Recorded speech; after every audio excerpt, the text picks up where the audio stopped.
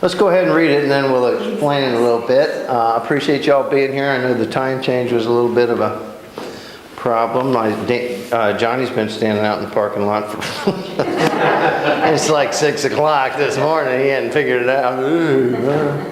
Washing his car. I did that one. Actually, I always appreciate the fall back. I don't like the spring forward. And so, chapter 3, there is an appointed time for everything, and there is a time for every event under heaven. A time to give birth, a time to die, a time to plant, a time to uproot that which is planted, a time to kill, a time to heal, a time to tear down, a time to build up, a time to weep, a time to laugh, a time to mourn, a time to dance, throw stones, gather stones, embrace and shun embracing, a time to search, a time to give up that as lost, a time to keep, a time to throw away, a time to tear apart, a time to sew together, a time to be silent, a time to speak, a time to love, a time to hate, a time for war, and a time for peace. What then, what is the profit to the worker for that in which he toils? For I have seen the task which God has given to the sons of men, which to occupy themselves. He has made everything appropriate in its time. He has also set eternity even in their hearts. Yet so that man will not find out the work which God hath done from the beginning even to the end. For I know that there is nothing better than to rejoice and to do good in one's lifetime. Moreover, that every man who eats and drinks and sees good in all his labor, he counts it a gift to God, of God. I know that everything God does will remain forever, and there is nothing to add to it, and there is nothing to take from it, for God has so worked that men should fear him. That which has been already and that which will be has already been, for God seeks what has already passed by. Furthermore, I have seen under the sun that in the place of justice there is always wickedness, and in the place of righteousness there is also wickedness. I have said to myself, God will judge both the righteous man and the wicked man, for a time for every manner and for every deed there is. I have said to myself concerning the sons of men, God has surely tested them, in order for them to see that they are nothing but beasts. For the fate of the sons of men and the fate of those beasts in the fields, it is the same. As one dies, so will the other. Indeed, they all have the same breath, and yet there is no advantage for man over beast, for all life is vain. All will go to the same place. All came from the dust, and all shall return to the dust. Who knows that the breath of man ascends upward, and the breath of the beast descends downward into the earth? And I have seen that nothing is better than that a man should be happy in his activities, for that is his only lot. For who will bring him to see what will occur after he is gone? Pretty sad, huh? You know, this was a song back in the 70s by the Byrds. You all remember it who are old enough. And it was called Turn, Turn, Turn, Do Everything. Turn. Actually written by Neil Young. Or performed by Neil Young originally. And it became quite the cry for the anti-Vietnam War protesters and all that stuff, and they really turned it toward that event. But that, in fact, is not what it means at all. I mean, it made nice lyrics. It was great at Woodstock when they played it, and, you know, all the hippies, like the guy yesterday, what are you cheering for? Who are you cheering for? What planet are you on? That pretty much covers the whole 70s right there. You weren't part of it. If you're too tired to chew, pass it on. Oh, the days, the days. Anyway, It was great to see the little hippie, the old hippie yesterday in the Luckies. Good talent. Anyway, the fact of the matter is, this literature here is actually a funeral dirge. It is written in the Hebraic pentameter as a funeral eulogy would be written. In other words, Roller Bob has died, how shall we honor him?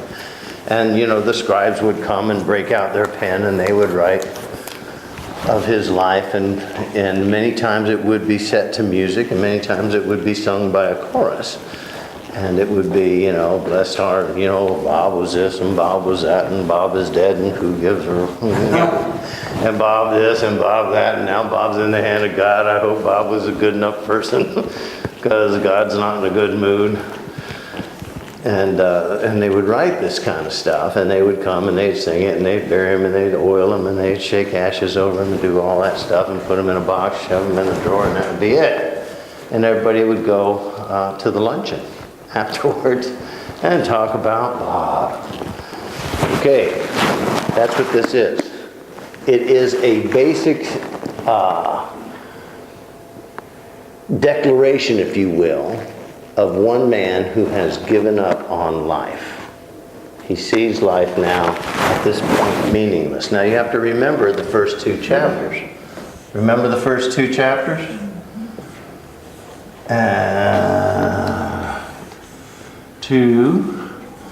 The first chapter was, he talked about existence in general. Remember that all is, all was, all nothing new under the sun. And whatever man is currently doing now, it's been done sometime in the past. It will probably be done again in the future.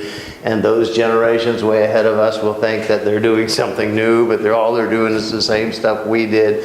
And all we're doing was the same stuff that these guys did 1,000 years before us. And nothing is the same, nothing ever changes, nothing ever ends in a different result, because man is, just as he encapsulates it here at the very end, man is basically dust. He came up from the dust, he'll live a bit, and he'll go back down to the dust. Even Jesus said of man that we are like, look at the grass and the fields or the flowers. The grass springs up, it blooms for a while, or the wildflowers, they bloom for a while. And then what happens to them? Well, they wither and die, and they are trampled underfoot, never to be remembered any longer. But Jesus was talking, that's the life of a man outside of God. If God has no part of this life, that's all you got to look forward to, basically. You're born, you eat, you grow, you get sick a few times, you work a couple of low, miserable jobs, and then eventually you grow old and you die. Welcome to life. Well, that's pretty miserable when you think about it. This guy is a great king. He has all the privilege and all the kingdom, and yet he is looking at life very much like this. And the reason is because he is outside of God. Life has no purpose. Action has no meaning. If Bob's hungry, I can feed him and then walk away and say, here's a dang biscuit, eat it. Do you? And, well, I fed him, didn't I? Took care of him. But the fact is, I could have had a relationship with him, could have gotten to know him, could have gotten to know what he likes and common interests maybe, stuff we like to do together. Huh? Could have taught me how to fish. Well, you give a man a fish, you feed him for a day. You teach a man a fish. You feed him for a lifetime. No, he sits in a boat and drinks beer all day. And he gets even more worthless than he was before. Have you never been on a boat with Gary? No. I did not say that out loud. So he's looking at life as basically nothing new. Nothing lasts. Nothing to get excited about. Remember when you were a kid and Christmas like 3 days away? Was that not the longest 3 days in your life? Gosh, our first home, tiny little home, had a living room and it had a little dining room, it had a kitchen over here. And then it had, this was like a closet thing. Then it had a long hallway. It seemed like forever. Long hallway. And then at the end of the hallway, there was a door, and this door went into Bobby's room, which was here, my oldest brother.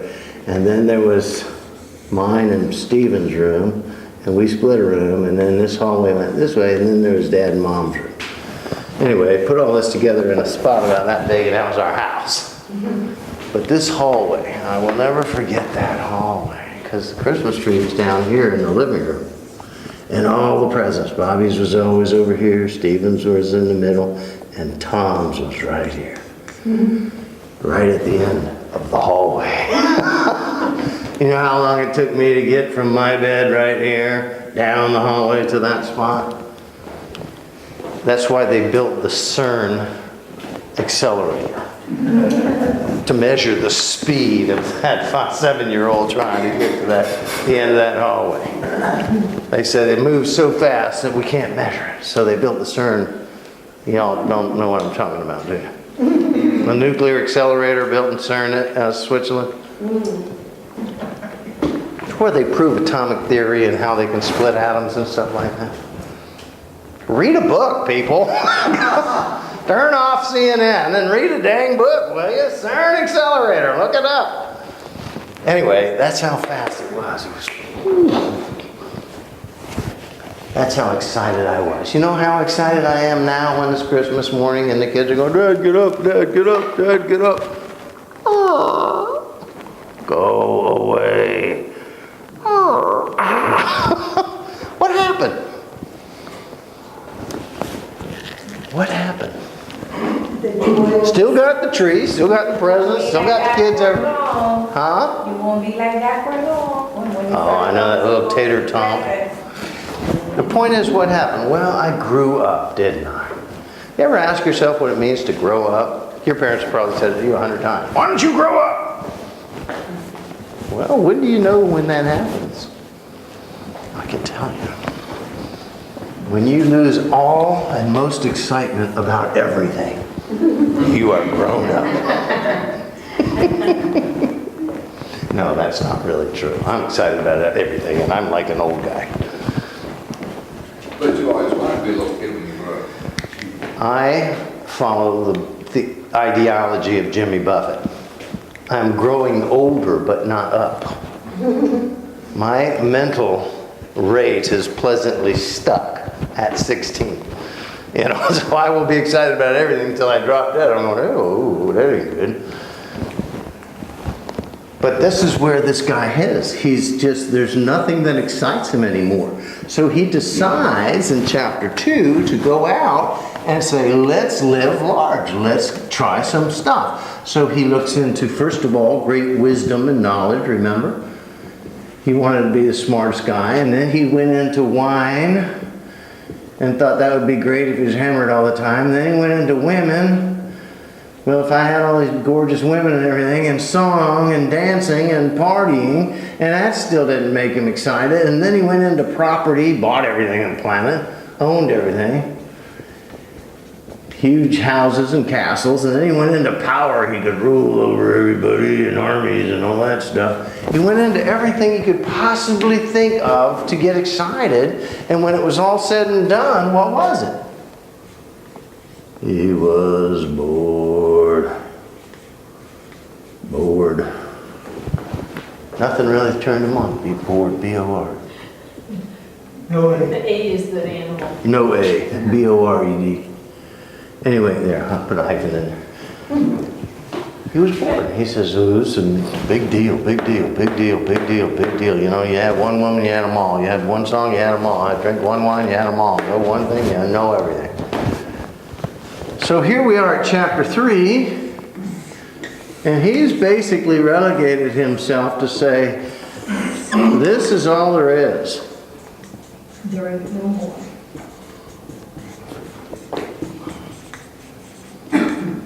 Pretty sad. This is all there is. You're born, you live, you might be lucky enough to have a few good things, you know, get an NFL contract or something. But even then, eventually you just die. And whatever stuff you got, somebody else is going to get. Whatever houses you built, your kids are going to take. Whatever foods you harvested, other guys are going to eat. Because once you're dead, what difference does it make? So basically, he is writing his own funeral dirge. Funeral dirge, saying, basically, in life, I quit. Now, this is a pretty sad existence. This is one who has relegated himself to admit that life ain't nothing more than a few quick days, eat, drink, and be merry, because tomorrow you're going to drop dead and nobody's really going to give a hoot. How many of y'all agree with that? I don't. Did I ask you? No. Yes, I did. I said, how many of y'all believe that? Pay attention. Well, none of us want to agree to that because we don't want to admit our life can be that sad and that miserable. And yet 90% of America is walking around in the country of affluence where there's more food, more money, more jobs, more power, more possession, more than anything else in the whole world, and way more than any other country on the planet. And yet they're bummed out all the time. They don't know God. You sound like one of them crazy religious fanatic Christians. Yeah. But the point is, that's who they are. They're miserable. I've written my own funeral dirge, and I've told Carol, I've given to Carol, chances are pretty good I'm going to check out long before she does. I mean, the Channers just don't have that longevity in our life. Whereas her family, they live forever. In fact, they keep putting them back in and keep getting out, walking zombies and that stuff. But Channers tend to die early, and I told Carol, I said, when you make my gravestone, I want it to be like this. You can put my name up there, Tom Channer. And 1955, Don't do it. T-E-R-N-I-T. Eternity, through eternity. And I don't want a dash, I want an arrow. I'm never going to be dead. And I want you to say, you know how they always write husband, father, and all this nonsense on their friend and pastor. Never mind that nonsense. I want to see, dear, D-E-A-R, God, thanks for the visit. I had a blast. Love, Tom. That's what I want my gravestone. That's what I want on my gravestone when I die. I don't want that pastor, reverend, doctor, PhD, all that crap. Who cares? Father, friend. I want to tell God this was an awesome planet, man. I had a blast. And He put me in the greatest country on the planet. Although I've been to many of the other countries. I've been all over the world. Makes me appreciate this place even more. And you know what? I've not been a rich man. I've not lived in castles down here on Lake Virginia and all that stuff. I've not lived in mansions all my life. I lived in this tiny little home. It was about 1,200 square feet. And 1,100 of it was this hallway. So it seemed. This was the gauntlet of death. When I was 7 years old, my dad and mom found toys called Super Duper Goofer Guns. You ever heard of those things? You know them? Wow. They are bazookas, and they're hand-pumped bazookas, and they hold like 33 balls. And back in those days, they weren't like Nerf balls. They hadn't invented that stuff yet. They were hard plastic balls, like you'd want to knock somebody down with. And you'd pump those things, and he bought Steven one, and Bobby one, and me. But the problem is all of my brothers were much bigger than I were. They took them things, I'd pump and pump and pump and pump. Finally, one ball would go poop. I just wasn't big enough. I wasn't strong enough yet. But Bobby would take that thing, go, bam! 36 of them going. And Steve, same way, and that was the gauntlet of death, because Bobby and Steve would wait right here when Tommy comes running. Let him have it.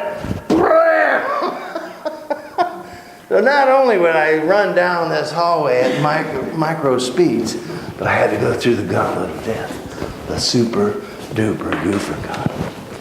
What a brilliant piece of work that was. I don't know who invented it, but you know, I'd give my wife to have another one today.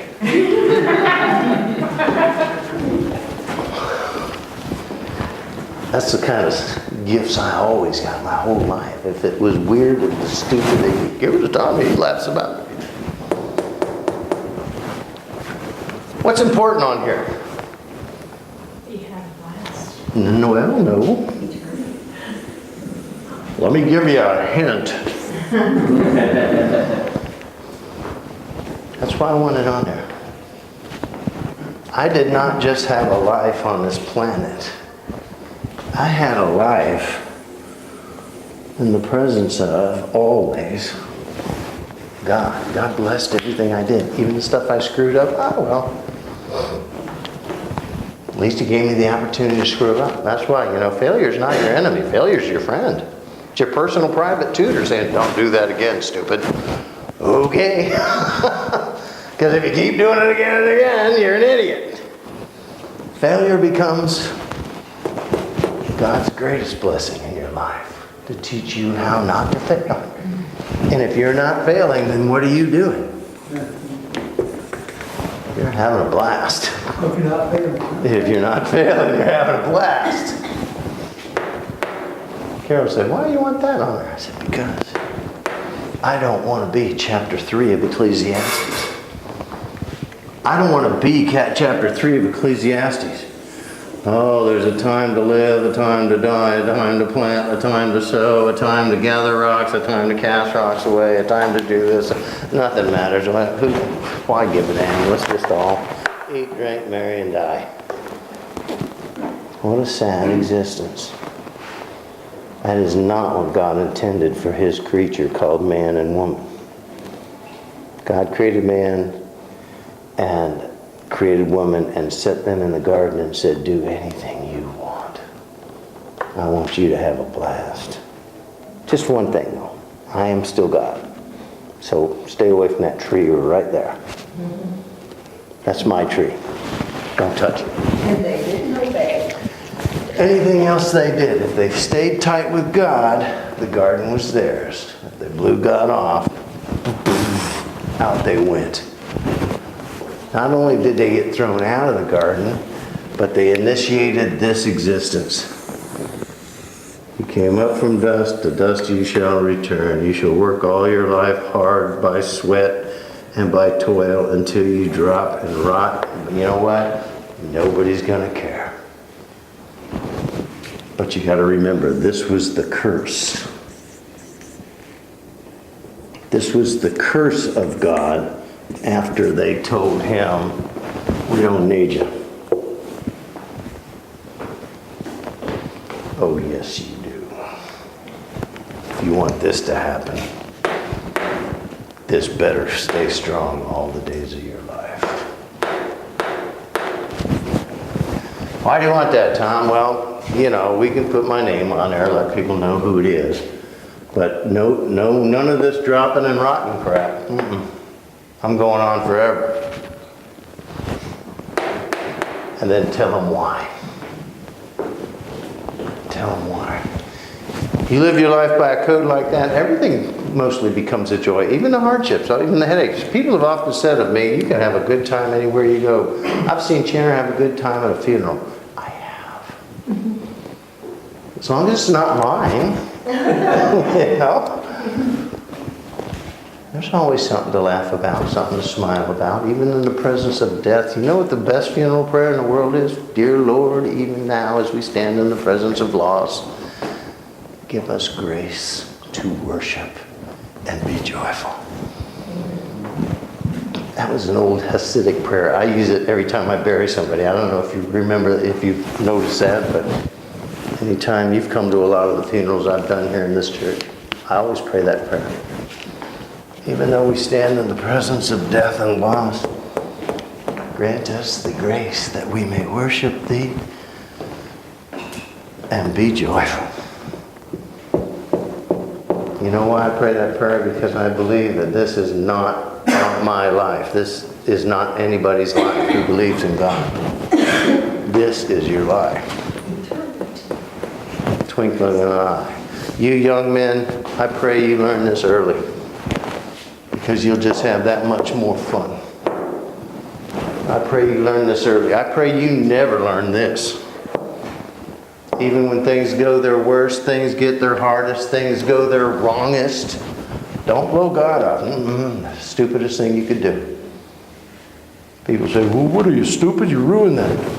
Well, I didn't know how to do that. But no, I'm not stupid. I can learn from that and do it right next time. And God will help me through it. That's a smart man. Stupid man listens to the, you stupid idiot, you ruined that. You just suffer and die. That's a stupid man. Smart man says, all right, I didn't get it right the first time. Try again.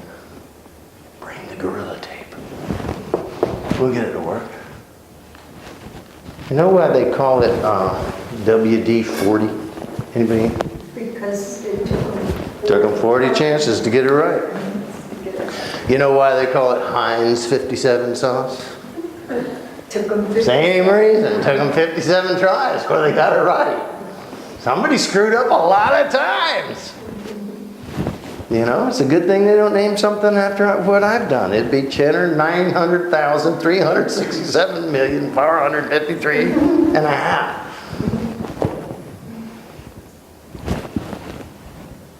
This is your goal, boys. This is not. The world's going to tell you, oh, you just, man, it'd been better if you'd never been born. Well, anybody who lives their life like this, in essence, has never been born. You will not enter the kingdom of God unless you are born again. That's what Jesus told us. This man, no, he's quit. You know who will bring him back to an awareness that this isn't all there is? A small boy. A small boy who's going down the street, happy as a clam, singing for no apparent reason. He's poor, he's dirt poor, he's hungry, he's got no ragged clothes on. Here's this mighty king looking at this kid saying, how is this possible? He's having a blast, and I'm just waiting to die. How is this possible? You wonder why Jesus took a small child, that same kid that used to run down this hallway with all the excitement in the world. Jesus took a small child, put him in the midst of everybody, and said, unless you become like him, you will never see the kingdom of God. You ever wonder why Jesus did that? I'll write my funeral dirge. I want it right here. Dear God, thanks for the visit. You and I have blessed. That's chapter 3 of Ecclesiastes. People come to the point in their lives, sadly, today, more and more of the young people are coming to this point. They don't know God. And 90% of the people in the United States of America, the most blessed nation, in my opinion, that's a personal opinion. And I base that blessing on the fact of, first of all, power and position and possession. More importantly, opportunity. A woman here can say anything she wants, be anything she wants. Other countries, you say anything and they cut your head off and they don't care. Children have a voice and every opportunity in the world. You know, you're not allowed to just say, I don't want this kid, and throw him out in the street. Many nations you are. Or worse, you sell them to get a few bucks for yourself.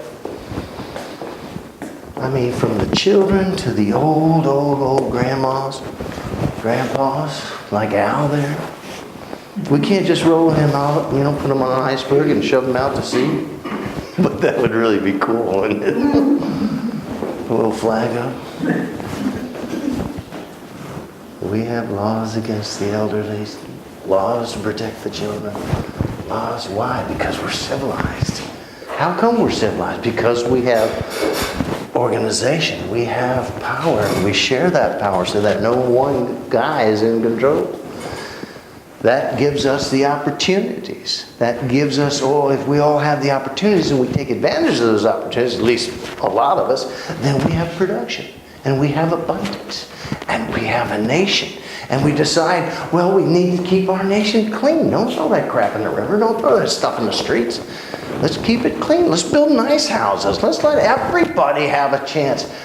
What do we call it? What do we call it? The American dream. Why is it an American dream? Is there any reason why every other nation on the planet wants to come here? What I don't understand is why they want to come here and turn it into the third world hellhole that they just left. That's right. But they want to come here.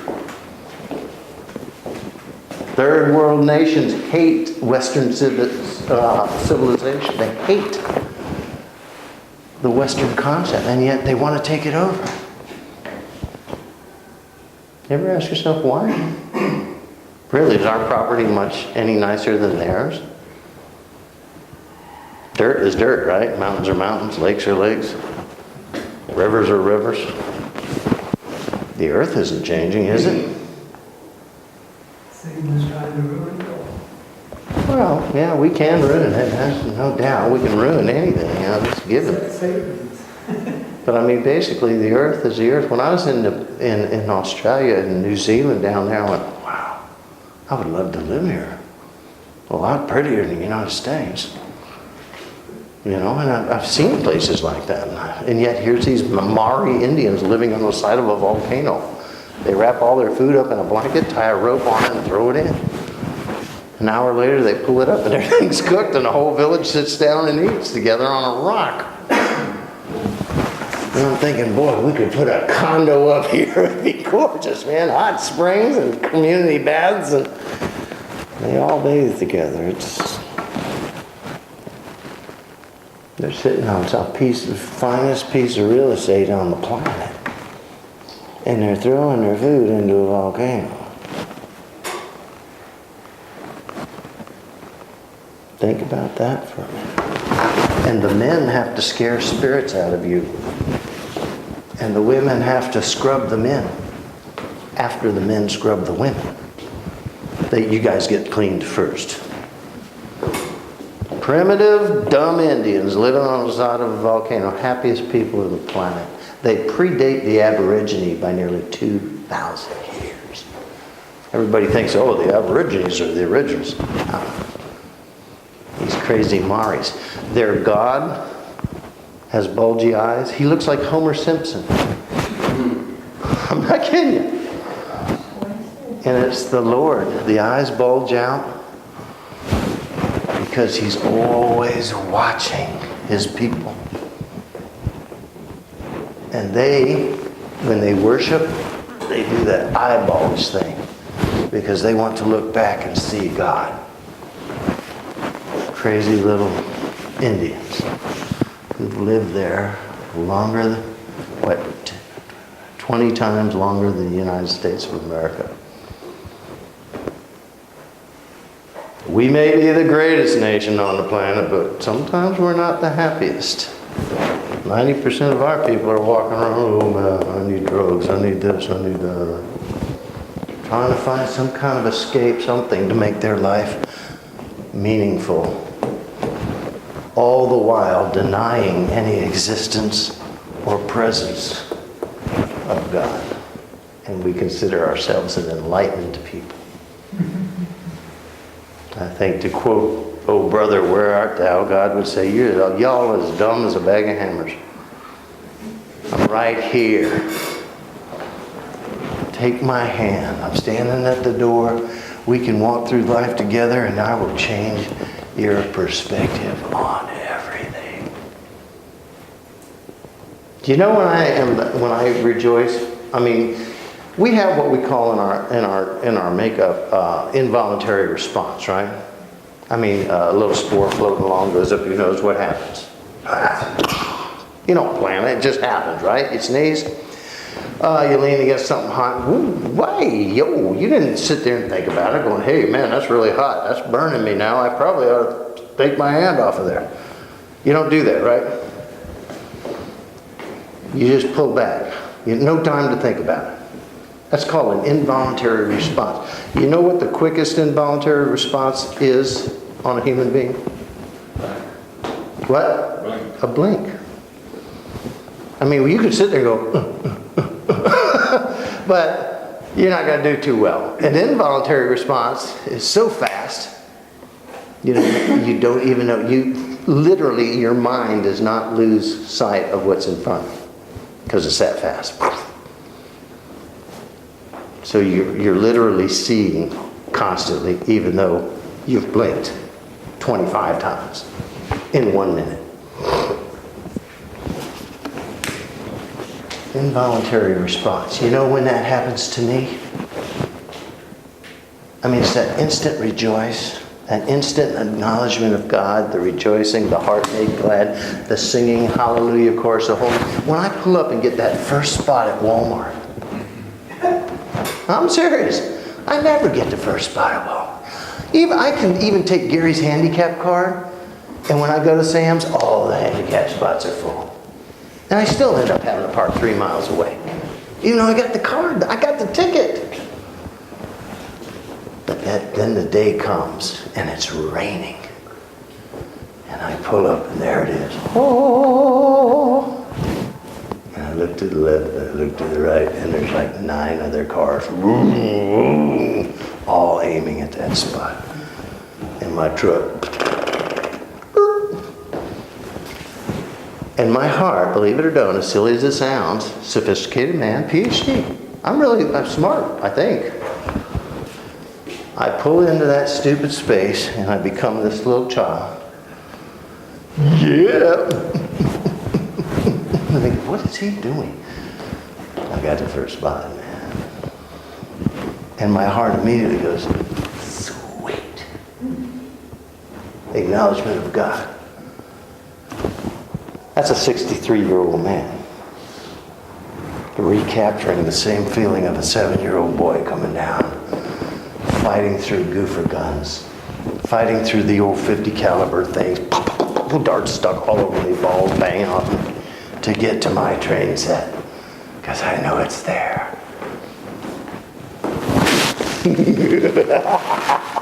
You can never take that away from me. Until Mile comes along, I have 2 tires.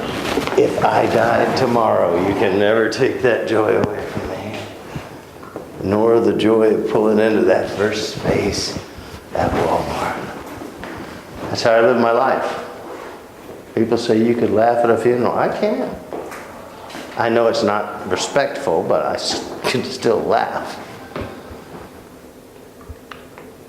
How many of us live our lives this way? Oh, we all say we love God. Yay, God. We all say we're living for God. Living for God. Until something goes wrong, or something breaks down, or we lose a job, or we get the cancer diagnosis, or we get this, or we get that, or our wife leaves us, or our girlfriend breaks our heart and dates some champion chess guy.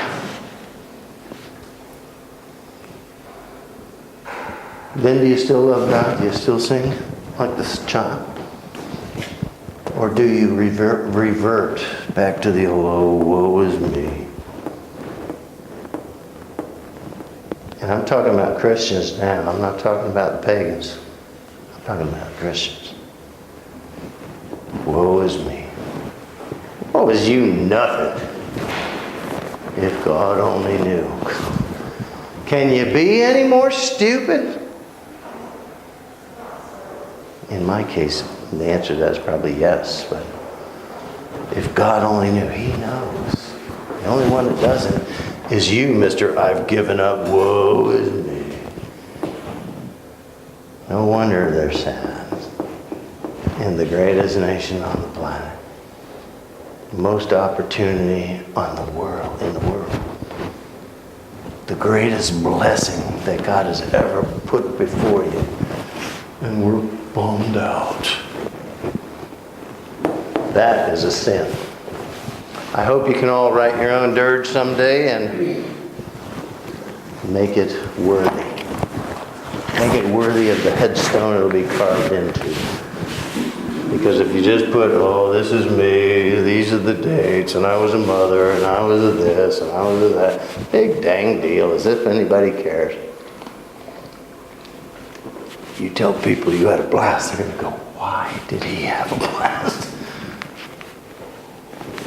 As they say, always leave them smiling. See ya.